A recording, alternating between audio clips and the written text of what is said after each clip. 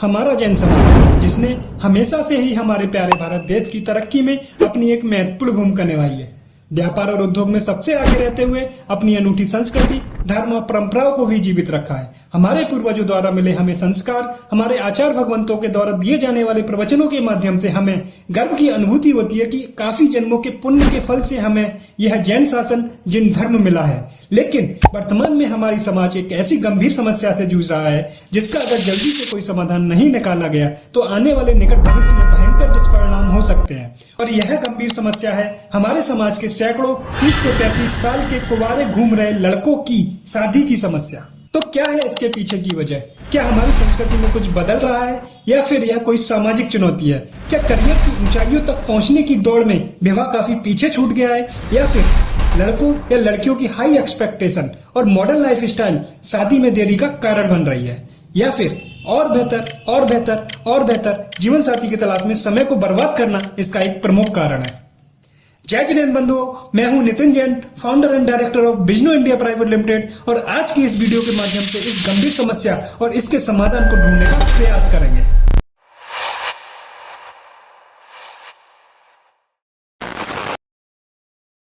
विवाह के संदर्भ में आजकल काफी विलंब होने लगा है।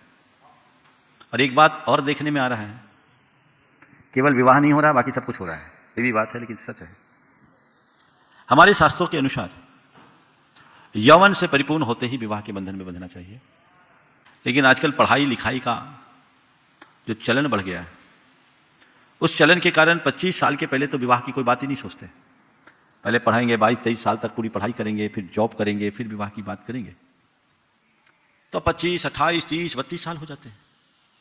वर्तमान में इंटरनेट पर आपको मैट्रिमोनियल से संबंधित बहुत सारी वेबसाइट, फेसबुक और व्हाट्सएप ग्रुप मिल जाएंगे और इनमें मौजूद हजारों प्रोफाइल्स को देखकर आप अंदाजा लगा सकते हैं कि आज के समय में एक अच्छे वर या वधू की तलाश करना कितना मुश्किल हो गया है।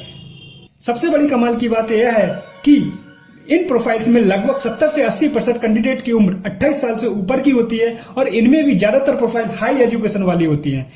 आज की अपेक्षा पहले के लड़के लड़कियां कम पढ़े लिखे और कम मैच्योर होने के बावजूद भी उनका विवाह कम उम्र में ही हो जाया करता था, परंतु आज उच्च शिक्षा पाने और करियर बनाने की होड़ में विवाह उम्र के उस पड़ाव पर हो रहे हैं जब युवा अवस्था ढलान की ओर होती है। मैं यहाँ सिर्फ इतना कहना चाहूंगा कि हाई एजुकेशन और मॉडर्न लाइफ स्टाइल का मतलब यह कतई नहीं होता है कि वर्षों से चली आ रही हमारी संस्कृति को बचाने की जो परंपरा है उसे बदला जाए। वर्तमान समय में मध्यम वर्गीय परिवार के ज्यादातर लड़के तो अपनी शादी सही समय पर करना चाहते हैं, लेकिन लड़की वालों की नजर में लड़के की अच्छी इनकम और आर्थिक स्थिति सही न होने के कारण ज्यादातर लड़की वालों द्वारा उसका रास्ता ठुकरा दिया जाता है, भले ही खुद लड़की वालों का स्टेटस मध्यम वर्गीय परिवार से क्यों न हो। और यहाँ एक बात और स्पष्ट कर दूं कि अच्छी इनकम और आर्थिक स्थिति सही ना होने का यह मतलब बिल्कुल नहीं है कि उस लड़के के यहाँ खाने पीने, पहनने ओढ़ने या अच्छे से रहने की कोई कमी हो। बस शादी को लेकर लड़की वालों ने अपना साइकोलॉजिकल स्तर इतना बदल लिया है कि ज्यादातर लड़कियों ने अपने लाइफ पार्टनर को लेकर दिमाग में एक ऐसी इमेज बना रखी है जिसमें पूरी तरीके से परफेक्ट फिट होना ज्यादातर लड़कों के लिए बहुत मुश्किल है। और लड़कियों ने जो अपने दिमाग में यह इमेज बनाई है वो इसमें बिल्कुल भी कंप्रोमाइज और एडजस्टमेंट करना नहीं चाहती हैं। और यही एक मुख्य कारण है कि आज हर जगह लड़कियों के साथ साथ 30 वर्ष से अधिक उम्र के कुंवारे लड़कों की संख्या लगातार बढ़ती जा रही है। और इसी वजह से हार कर इन लड़कों को अदर कास्ट में शादी करने के लिए मजबूर होना पड़ता है। ऐसे में अगर मेरे जैसा कोई लड़का है जिसने सिर्फ जैन लड़की से ही शादी करने का नियम लिया है तो वो अपनी शादी का सोचना ही छोड़ दे। खैर, अदर कास्ट में विवाह करने के क्या दुष्परिणाम हो सकते हैं, सुनिए पूज्य मुनि श्री प्रमाण सागर जी से। आज पारसी समाज विलुप्ति के कगार पर पहुंच गया है ना। इसकी वजह पर विचार किया गया तो इसमें एक सबसे बड़ा कारण आया विधर्म विवाह। बात समझ रहे हैं? ये बहुत चिंता की बात है, ये बड़ी तथ्यात्मक रिपोर्ट है, आप लोगों को तो पता होगा। पारसी समुदाय की स्थिति यह हो गई कि अल्पसंख्यक आयोग को उन्हें 2 से अधिक संतान को जन्म देने की अनुशंसा करनी पड़ी। तो पारसी समुदाय के विलुप्ति के कगार पे जाने की एक बड़ी वजह बनी है विधर्म विवाह। अगर इसी विवाह को आप लोग प्रोत्साहित करते रहोगे तो कल कहीं जैन समाज भी विलुप्ति के कगार पर न पहुंच जाए। ये बहुत गंभीर बात है। लड़कियों ने अपने दिमाग में परफेक्ट लाइफ पार्टनर की जो इमेज बना रखी है, अब बात करते हैं उसके बारे में। लेकिन उससे पहले मैं आपके एक फायदे की बात करना चाहता हूं। हमें से ज्यादातर लोग बिजनेस करते हैं या किसी भी प्रकार की सर्विस प्रोवाइड कराते हैं, तो वर्तमान समय के हिसाब से हमें अपने काम को ऑनलाइन बनाने के लिए वेबसाइट की जरूरत पड़ती है। लेकिन वेबसाइट की कॉस्ट ज्यादा होने के कारण हम अपने बिजनेस को ऑनलाइन नहीं बना पाते हैं। तो बिजनो इंडिया ने आपकी इसी प्रॉब्लम को देखते हुए एक ऐसा ऑनलाइन प्लेटफॉर्म लॉन्च किया है जहां से आप मात्र 199 रुपए में पूरे एक साल के लिए मिनी वेबसाइट बनाकर अपने बिजनेस को ऑनलाइन बना सकते हैं। और इस मिनी वेबसाइट में आपको वेबसाइट की तरह ही काफी सारे फीचर्स देखने को मिलेंगे। तो डिस्क्रिप्शन बॉक्स में आपको रजिस्ट्रेशन लिंक मिल जाएगा जहां से आप मिनी वेबसाइट बना सकते हैं। तो अब बात करते हैं लड़कियां और उनके घर वालों के दिमाग में बनी परफेक्ट लाइफ पार्टनर के इमेज की, जिसकी उन्होंने कुछ इस तरीके से अपने दिमाग में डेफिनेशन बना रखी है। लड़का दिखने में स्मार्ट और हैंडसम होना चाहिए। लड़का अगर बिजनेस करता है तो उसका टर्नओवर लाखों नहीं करोड़ों का होना चाहिए। और यदि लड़का जॉब करता है तो उसकी सरकारी नौकरी होनी चाहिए या फिर किसी बड़ी एमएनसी कंपनी में हाई पैकेज पर जॉब होनी चाहिए। लड़के के पास बड़ा वेल फर्निश्ड घर और घूमने के लिए 2-3 गाड़ियां होनी चाहिए।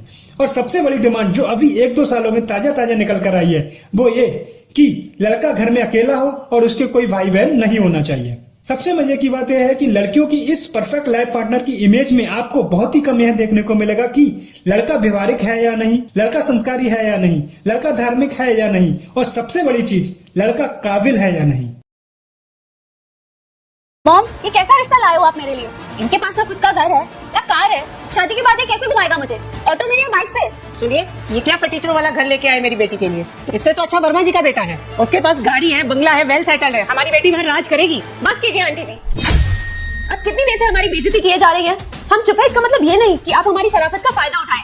आंटी जी, अगर आप बुरा न माने तो क्या आप मुझे बता सकते हैं अंकल जी को खुद का घर खरीदने में कितना वक्त लगा? बेटा 20 साल लग गए। सुनो, तुम्हारे पापा को ये घर लेने में पूरे 20 साल लग गए और तुम एक 25-26 साल के लड़के से एक्सपेक्ट करती हो कि वो तुरंत ही घर ले ले? मेरा भाई जॉब करके पूरे घर की जिम्मेदारी उठाता है। क्या आप बता सकती हो आपकी बेटी कितना कमाती है? अपनी बेटी के लिए घर चाहिए, गाड़ी चाहिए, आप अपनी बेटी के लिए लड़का देख रहे हो या फिर कोई मॉल का ऑफर? आंटी जी, कार तो मेरा भाई आज नहीं तो कल ले ही लेगा, लेकिन क्या आपकी बेटी इस काबिल है कि वो अपने पति से एक छोटा सा टीवी लेते हुए भी ये कह सके कि आधी पेमेंट मैं कर देती हूँ? क्या हम अपनी बेटियों को इस काबिल नहीं बना सकते कि शादी के बाद वो अपने पति के साथ मिलकर घर की जिम्मेदारियां संभाल सके? आज समाज में ऐसे भी लोग हैं जो पैसे से तो बहुत अमीर हैं, लेकिन संस्कार के नाम पे बहुत गरीब। अगर आप अपनी बेटी को खुश देखना चाहते हो ना, तो लड़के की दौलत नहीं, उसका कैरेक्टर, उसका परिवार, उसके संस्कार, ये सब देखो, तभी आपकी लड़की खुश रह सकेगी। लड़की और उनके घर वालों के इस साइकोलॉजिकल बदलाव और इस घटिया सोच के कारण आज हमारे समाज में भी डाइवोर्स के केसेस लगातार बढ़ते जा रहे हैं, लेकिन फिर भी इस घटिया मानसिकता को बदलने का कोई काम नहीं कर रहा है। जब से पश्चिमी जीवन मूल्य हम पर हावी हुए हैं तब से इस तरह की प्रवृत्तियां बहुत तेजी से बढ़ रही है। और अब तलाक तो आम बात हो गई। पति पत्नी को बदलना तो ऐसा हो गया जैसे कपड़े बदल रहे हो। विवाह हुआ नहीं, साल 6 महीने हुए नहीं और तलाक की बातें शुरू हो जाती हैं। और उसमें भी एक दूसरे के ऊपर आरोप प्रत्यारोप का दौर चलता है और कानूनी पचड़ों में लोग एक दूसरे के साथ उलझते और उलझाते हैं। ये सब चीज़ें कतई अच्छी नहीं है। हमें इन सब तरह की मानसिकता से ऊपर होना चाहिए। विडंबना यह है कि समाज अब इस तरह की बातों में कुछ करने की स्थिति में नहीं है। पहले किसी के यहाँ तलाक की बात सुनने में आती थी तो सभी को आश्चर्य होता था, अब ये आम बनता जा रहा है। ये आखिर ऐसा क्यों हो रहा है? एक तरफ धर्म क्षेत्र में लोग बढ़ चढ़ करके हिस्सा ले रहे हैं और दूसरी तरफ इस तरह की विकृत परंपराएं दिनों दिन अपना पांव पसार रही है। आखिर इस विसंगति से समाज को कैसे बचाया जाएगा?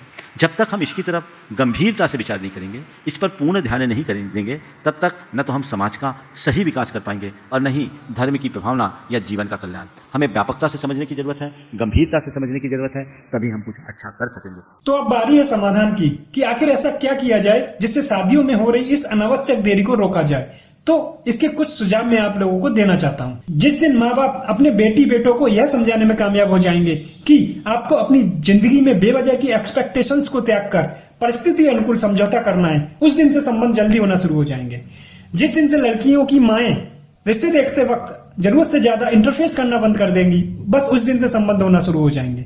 जब घर आए हुए संबंध को ठुकरा कर फिर और बेहतर लड़कों की तलाश करना बंद हो जाएंगे, उस दिन से संबंध जल्दी होना शुरू हो जाएंगे। रास्तों में फूल तो राम जी के भी नहीं थे, इसलिए अपनी लाडली के जिंदगी में बिल्कुल भी कांटे ना हो, इस यथार्थ दृष्टिकोण को जब समझ लेंगे, बस उस दिन से संबंध जल्दी होना शुरू हो जाएंगे। काबिलियत देखें धन दौलत नहीं, इस कहावत को जिस दिन माता पिता समझना चालू कर देंगे बस उस दिन से संबंध जल्दी होना शुरू हो जाएंगे।